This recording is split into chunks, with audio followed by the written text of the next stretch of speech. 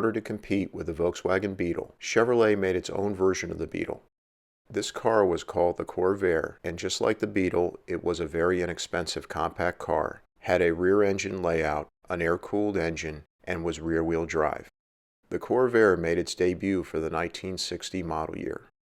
Unlike most cars at the time, it had a modern squarish exterior design that didn't include tail fins, which were still popular in 1960.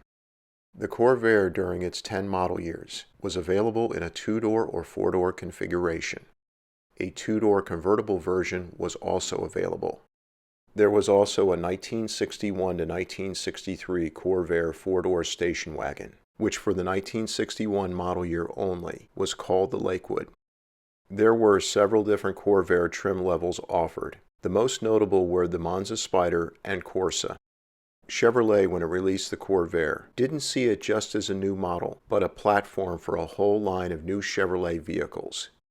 The 1961 to 1965 Corvair 95 series included the Greenbrier van, load-side pickup truck, and ramp-side pickup truck. The Corvair had attractive styling that was ahead of its time. There were two distinct body styles, the first generation 1960 to 1964 Corvair, which overall had a rectangular shape, and the second generation 1965 to 1969 Corvair, which was more streamlined and sporty in appearance. Within a few model years after the Corvair's introduction, the 2-door was the more popular choice. Younger car buyers were opting for the more sporty 2-door Corvair rather than the more conservative 4-door Corvair.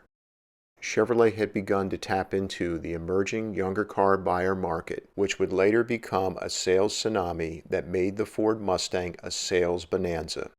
The Corvair's interior was as modern and appealing as its exterior. It felt much more upscale than its budget-oriented price. One of the most fascinating aspects of the Corvair was its aluminum flat 6-cylinder engine, which was fuel efficient, reliable, and gave the Corvair good throttle response.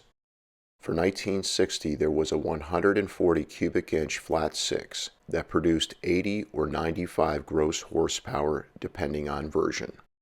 From 1961 to 1963, there were different versions of the 145 cubic inch flat 6 that generated 80 to 102 gross horsepower. From 1962 to 1963, there was a turbocharged version of the 145 cubic inch flat 6 that produced 150 gross horsepower.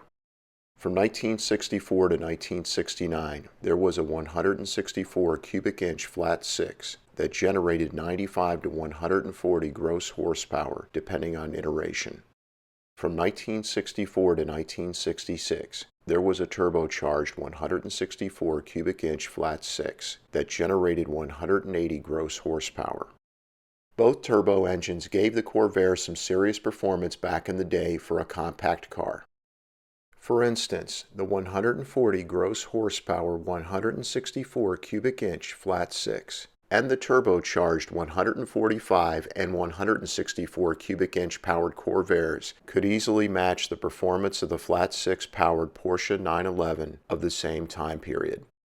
However, the model that showed the true performance potential of the Corvair was the 1966 to 1969 Yenko Corvair Stinger, which was available in different performance levels and produced 160 to 240 gross horsepower, depending on the performance level ordered.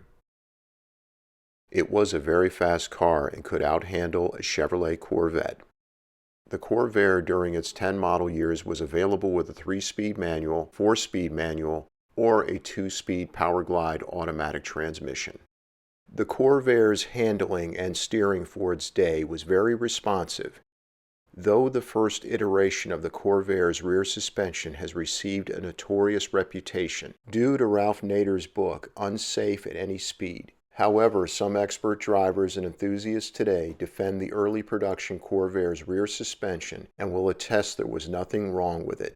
Because of the heavy weight in the rear of the Corvair due to its rear engine configuration, the deficiency of the rear suspension was greatly magnified if the rear tires weren't inflated to Chevrolet's recommended tire pressure.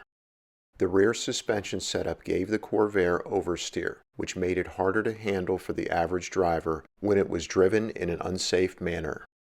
For the vast majority of owners, this wasn't an issue.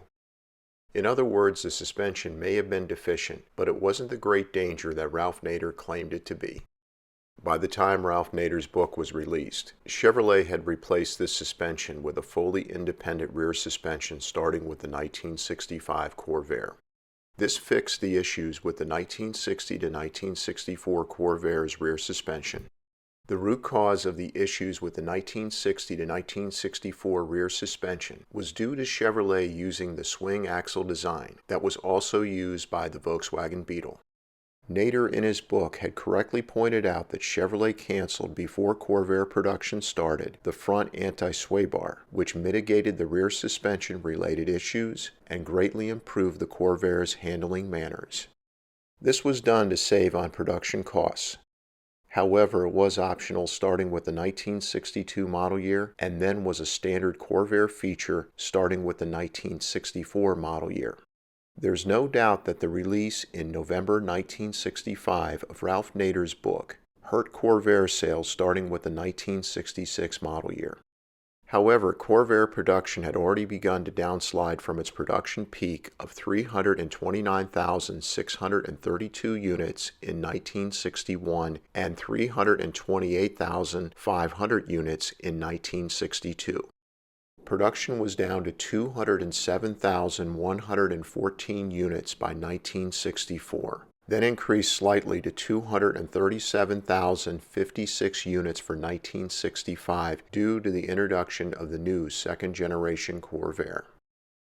Production dropped to 103,743 units for 1966. Part of the production drop was due to the fallout from Nader's book. However, it was the introduction of the Ford Mustang in the spring of 1964 that was a bigger factor in the massive drop in Corvair sales. Ford successfully marketed the Mustang to the Corvair's main customer base, younger buyers with a limited budget who wanted a sporty two-door car. The Mustang kept growing in popularity after its release and hit an amazing 607,500 unit production total for the 1966 model year. However, the final demise of the Corvair happened when Chevrolet released the all-new 1967 Camaro in the fall of 1966. Just as the Corvair was Chevrolet's effort to make its own version of the Volkswagen Beetle, the 1967 Camaro was Chevrolet's effort to make its own version of the Ford Mustang. The Camaro was a sales success with 285,748 units produced for the 1967 model year. Many loyal Chevrolet buyers, who were potential Corvair buyers, bought a Camaro instead, which sent Corvair production down to a meager 27,253 units for 1967. As the Camaro continued in popularity, Corvair production continued to drop and by the 1969 model year was down to a meager 6,000 units.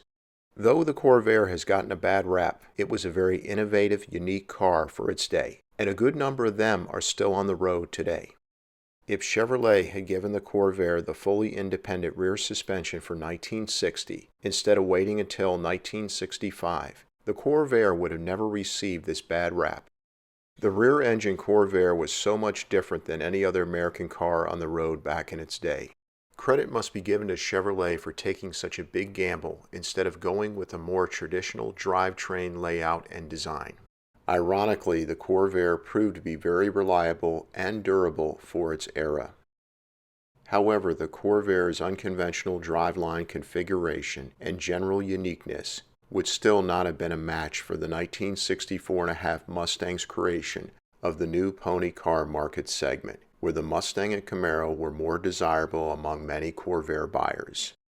On the flip side of the coin, the bad rap has kept Corvair prices reasonable on the collector car market, making it a great buy for someone who wants a unique piece of automotive history that's actually fun to drive. Thank you so much for your support of this channel. Please subscribe since your support is the reason this channel is a success. And please make sure to click on the bell icon so that you never miss a new video release.